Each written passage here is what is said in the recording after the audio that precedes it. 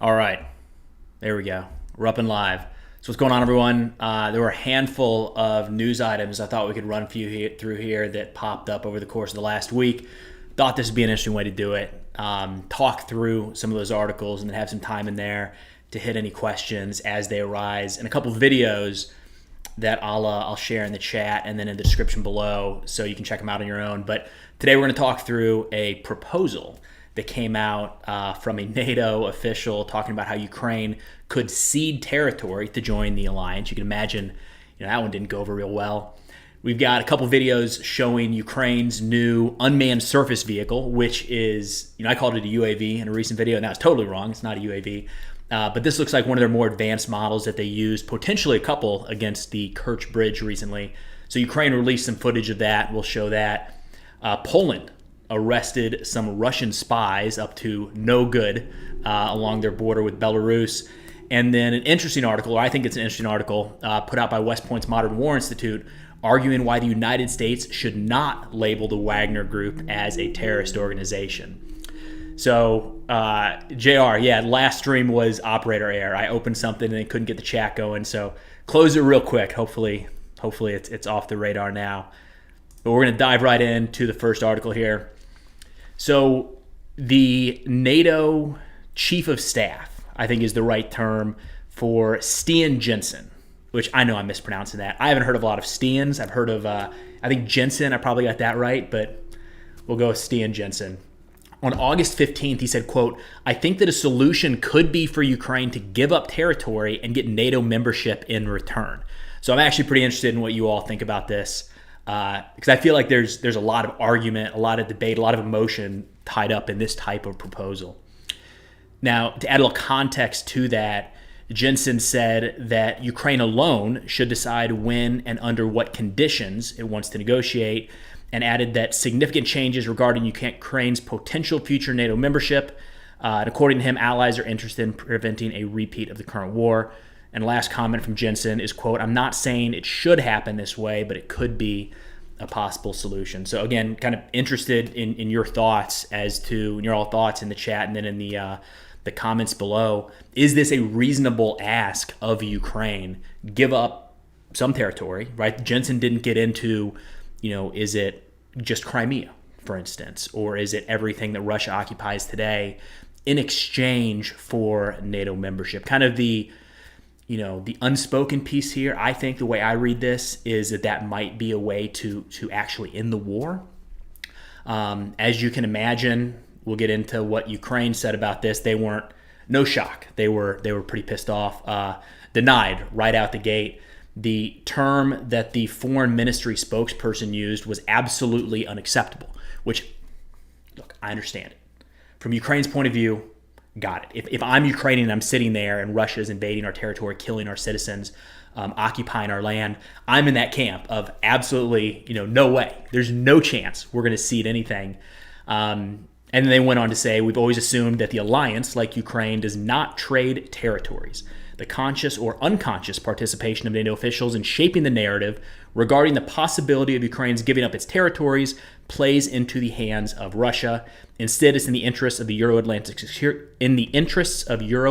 security to discuss ways to accelerate Ukraine's victory and full NATO membership." So I'm going to check out the chat, see what people are saying about this. But again, I, in Ukraine's shoes, understand the idea that this is absolutely unacceptable. But I wouldn't be totally shocked to find out that even some of the more hawkish members within the NATO alliance, behind closed doors, are starting to have conversations like this. I mean, when you look at how the battlefield sits today, and I'll pull up another image here. Just this is live UA map as of today, August 17th. The lines haven't changed all that much. What we've seen really, I want to say since the start of the war, but really solidified last winter, I would say after the Kherson offensive, and now seeing Ukraine's counteroffensive over the last few months, is both Russia and Ukraine are pretty effective when it comes to defensive operations. So much so that offensive operations have been pretty slow and costly. So, when we look at how the battlefield sits today in the middle of August, how much do you think this is going to change based off of traditional military operations as we've seen play out over the last year and a half? So again, I say that as I wouldn't be shocked to find out that some NATO members are talking about ways to find an end to the conflict. One of those, of course, just I feel like it's a logical starting point, even if it ends up being completely off the table, is the idea of drawing a line and saying, this is it. This is where the line sits today. There we go. NB Archer, appeasement, same thing with Hitler. I think that it might be an unpopular opinion. I don't think that there's a lot of correlation in World War II, and it's a great place to look for a lot of examples, especially when it comes to the military realm. I don't know that Russia has those ambitions or the capability to push much past Ukraine. That doesn't automatically mean that we should cede or Ukraine should cede anything to Russia. But, if we got the map up here, if this is the extent that they're able to push during this war, that they've essentially mobilized their society and going all in against Ukraine, if this is what they're able to do against Ukraine, it doesn't, I don't know that they're going to push through Poland and into Germany and all of that with the full might of NATO. And, on top of their military performance, which has been very deadly, it's costing a lot of lives, of course, but I don't look at this and think, next step Poland per se. Again, personal opinion. So that doesn't mean, again, that we should cede anything automatically, but I have a hard time seeing Russia's military and their economy today being able to, push and push and push into Europe. DFMRCV, it's less about appeasement, more about trying to find a way to end the war without making it grow. I think that's totally valid. I think the United States or any third party, even if it's an interested third party, should probably be taking the reins and trying to find a way to get this thing to end. I do remember hearing a few months ago that there were some behind the scenes negotiations, might be too strong of a term, but dialogue between Russian diplomats and former American diplomats. So the Americans weren't necessarily representing the U.S. government, but they were very tied in with President Biden and the State Department's plans. So it was a way to talk about the war and talk about ways to bring it to a close without having to honestly probably answer to reporters at the end of the day. I, again, personally would like to see more dialogue there. This has to end at some point for all of our sake. Obviously there's people in eastern Ukraine that are suffering the most, but I think it's in all of our benefit if this war comes to a close. It's just a contentious point about how does it actually end. So I'd like to see, there you go, Maxime, I think it'll end up like Korea. There's a lot of argument for that right now, and I think there's a very valid reason to consider that with how little the lines have shifted here over the last few months. So moving on, I wanted to make sure we talked about these new drones Ukraine put out. Let me put this in the chat so you can check out this video if interested. I didn't want to pull these videos entirely off of these channels. I found them on Twitter. I wanted to be able to share. Grey Dynamics is awesome. It's a UK group, private intelligence company. But so this is according to H.I. Sutton, which is another great person to follow on Twitter. I'll put his stuff in here as well. This is kind of the newest iteration of the Ukrainian unmanned surface vehicle vessel. I think you probably interchange those. In a previous video, I talked about these being UAVs. Not right. Unmanned aerial vehicles are not the same as waterborne drones. Fortunately, it took quite a while. I mean, I didn't catch that for a while. I was just kind of rambling on, but not UAVs. So anyways, this one here supposedly can carry up to an 850 kilogram warhead, which is pretty big. And it sounds like 2 of these are what were used against the Kerch Bridge. Now, there was another video. I'm not going to be able to play this here. I'll share it again, and I'll put it in the video description once this is live. I'm not going to play it because it's pulled off CNN, and I'm sure this thing would just get hit with copyright right away. But it shows footage from the bridge and from the unmanned surface vessel of the drone, this new Ukrainian drone kind of moving under the bridge and detonating. Again, it sounds like from a couple analysis, one of which is from H.I. Sutton here, it sounds like 2 of these were used against the Kerch Bridge, this newer model, this bigger model, and some of the older ones were used against, older and smaller are ones that have been used against some of the Russian ships in the Black Sea. We'll go into Sutton's page here. This incredible resource. Let me share this as well. So I guess Ukraine's calling this model or this specific looking one the, Sea Baby. in some of those earlier pictures. So we have seen more and more pictures. It's really that video is the first thing coming out. But right here, we have Sutton's really done a good job of keeping up with a lot of the naval war so far in Ukraine. There's not a lot of people following this, so Sutton's great to follow on that front. But saying that there were probably 5 of these developed by Ukraine. A couple of them have been used to attack the Kerch Bridge. So, maybe 3 of these still exist today. I think it's worth saying that, we're referring to these as Ukrainian developed, Ukrainian designed, developed, manufactured. Wouldn't be shocked to hear that other countries are somehow involved in that process. There's such a huge alliance right now tied in with Ukraine in so many different ways, and some major industrial nations with a lot of technology.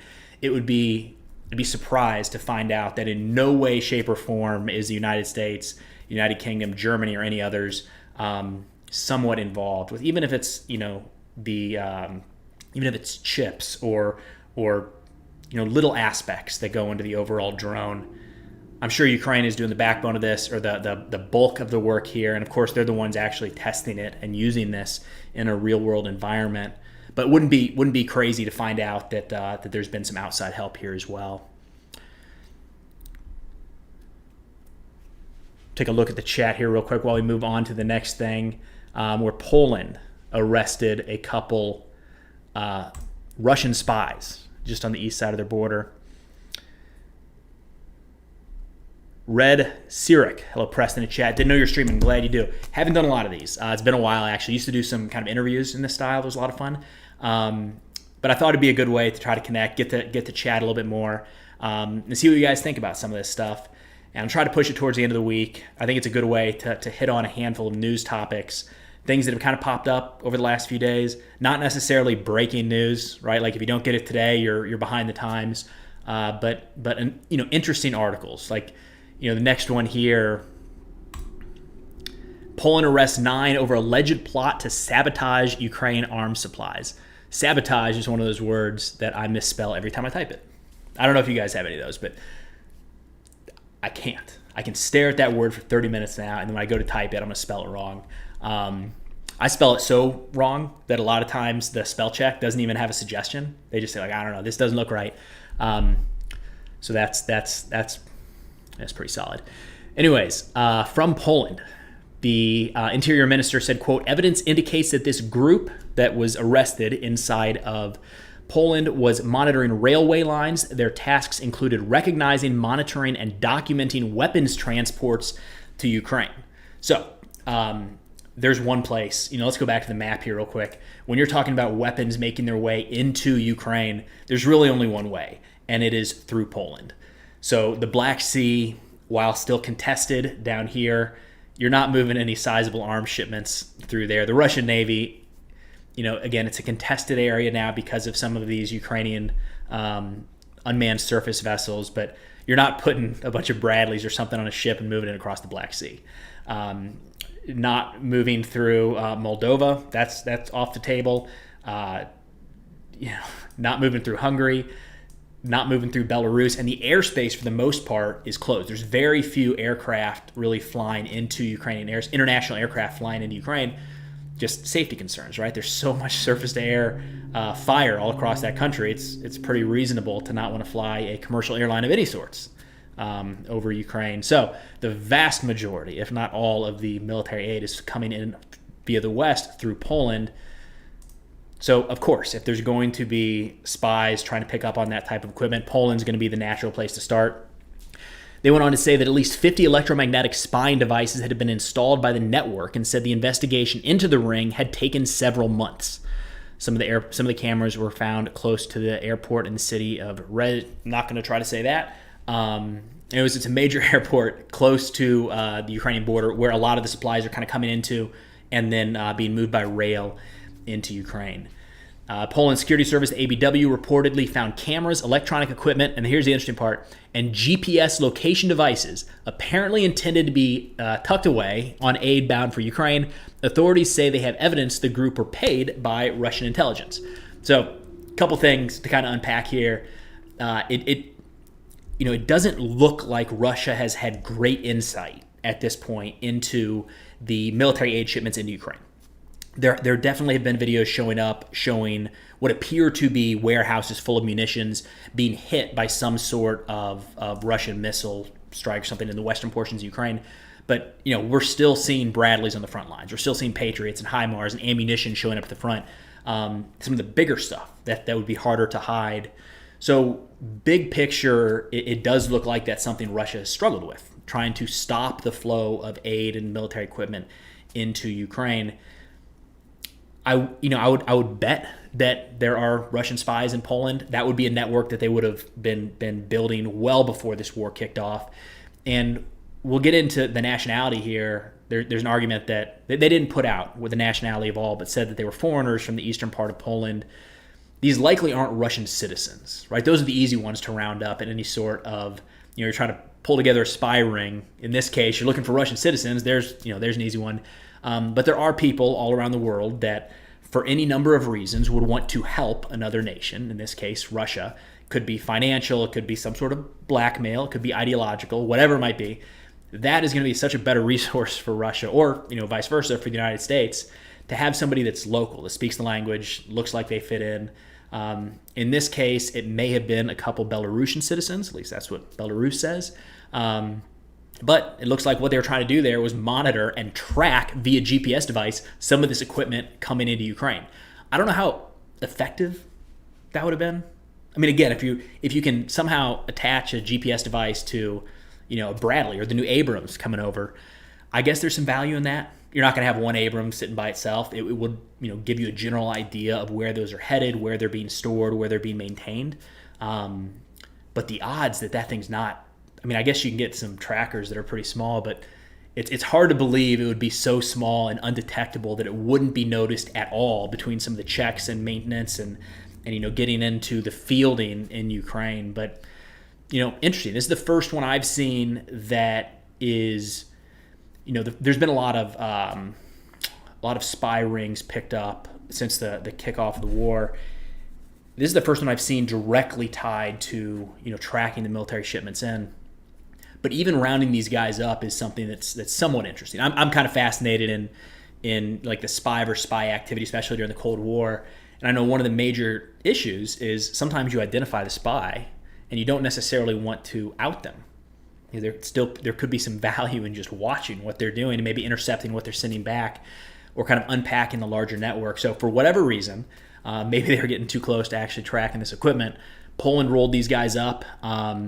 Again, trying to install electronic equipment and GPS devices on aid shipments heading into Ukraine.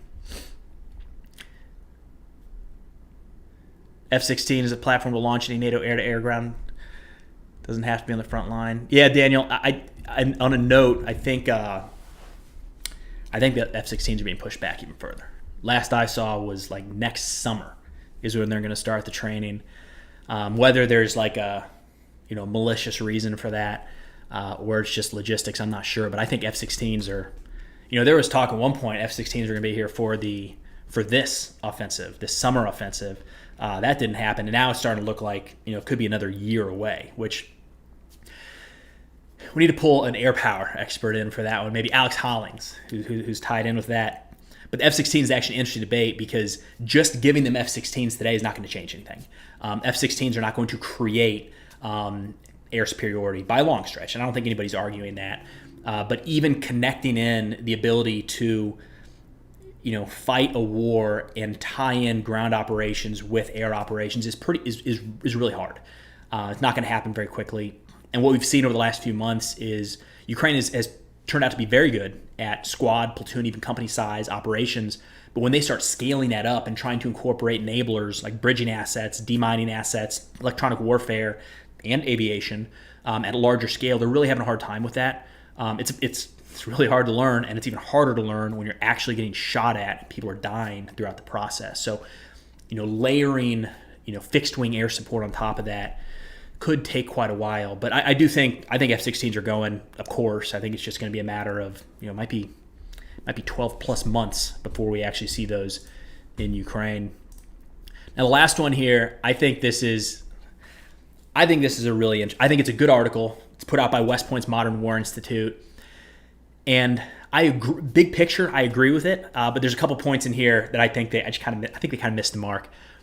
But it says the problem with designating the Wagner Group as a terrorist organization. There's been a lot of talk about that, right? So the United States has sanctioned some of the Wagner leaders, but we haven't labeled the entire organization as a terrorist organization. Other countries have done that. Personal take, I think the argument to do that is more emotional than anything, because terrorists are bad. Groups that do bad things, and we label them a terrorist, they're bad people, kind of wash our hands.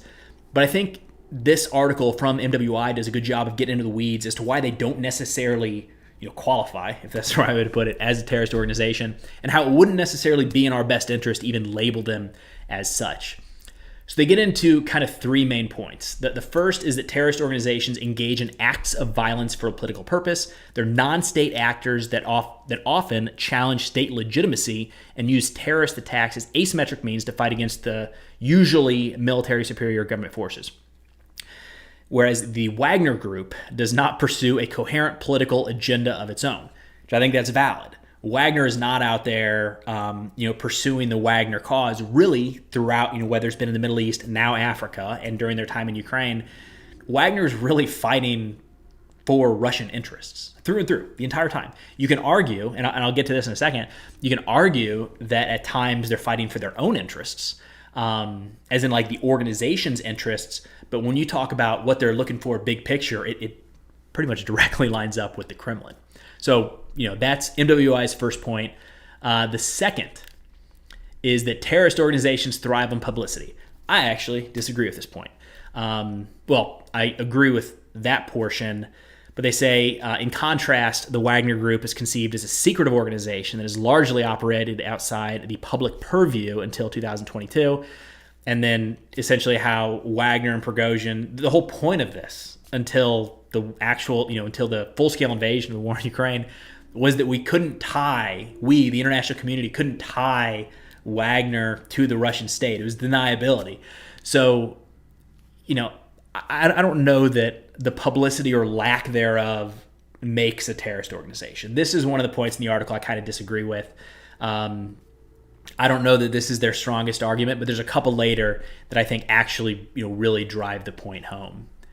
And a quick note, they do get into the recent Wagner mutiny and all that, where they're saying that that wasn't necessarily seeking publicity as much as it was, Prigozhin leveraging his star power that he developed over the last few months in Ukraine to try to kind of enrich the organization and keep the organization going. So it wasn't that they were, pursuing different means per se. They were just trying to survive within the Russian organization. The third difference is the presence of ideological motivation in terrorist recruitment. Again, this is one that I'm kind of mixed on. They say it's not the case with Wagner. Wagner members do not join for ideological reasons. They join for money. Wagner pays salaries that are much higher than the average Russian salary. I think this is a very jihadist-oriented view of looking at terrorism. We're tying it to like a religious ideology, if you will. And there's kind of a mystique around Wagner inside of Russia. If you see, there's been some really interesting interviews with kids, high school kids that are, maybe too young to join. They're idolizing Wagner in a lot of ways. They're looked at as kind of this elite group of soldiers in some cases. So, yeah, they're joining for money, but I do think there's a little bit of people joining Wagner because they want to be a part of that team. In the same way that in the U.S. military, somebody might want to become a Ranger or a SEAL because they're part of that organization. It's got this this aura of being special. So I think there's a little bit of that where it's not entirely money. But wrapping up here with this one, they say we shouldn't label them a terrorist organization. One, because it's a slippery slope. Kind of agree with that. If they don't fit the bill, what are we really doing here? We have been able to layer sanctions on Prigozhin and the leaders of the Wagner Group. So calling them a terrorist organization, I guess, technically unlocks some other tools at our, that the United States can use to kind of sanction and bring the pain on the Wagner Group. But I'm not exactly sure how many more that would be. But there's a couple of really good points that I think, to me, this is the whole thing. There is a technical aspect that would make it difficult for us to conduct business with African regimes that have interacted with Wagner if the group were to be designated as a terrorist organization. I think that's really important. There's a lot of groups and there's a lot of countries in Africa that have looked to Wagner. So now, how do we handle those now, right? We're kind of ostracizing them in a sense. And that's exactly what the next part gets in here. And that's what I think is most important. It says, more importantly, there's a symbolic aspect of labeling a group that came in as an alternative to Western actors as a terrorist organization. Right? Like, can't you just see the trolling on the internet when something like that pops up, right? Some group comes in, is viewed as an alternative to France or the United States or any Western nation, and they're labeled a terrorist organization. Can't you just hear people being like, kind of rolling their eyes? Like, of course they are, right? So I think there's some value in not doing that, right? Like, Wagner might not be good. They might be a thorn in our side, and we don't really have a great way of kind of dealing with these transnational semi-state actors like Wagner. But I think they make a good point that, labeling them a terrorist organization doesn't really help, and it might kind of shoot us in the foot in other ways. Interested to hear any thoughts on that. Personally, I think that this is somewhat of an emotional topic. Wagner bad, call them terrorists. Now Russia, is funding a terrorist organization kind of thing. Feels good in a lot of ways. I don't know that it really accomplishes much. And, again, through some of this article, I think it could actually harm us long picture. It's the problem with looking at chat and trying to talk at the same time. Oh, looks like a lot of talk about the F-16s. Yeah, I don't think the F-16s are going to end up being able.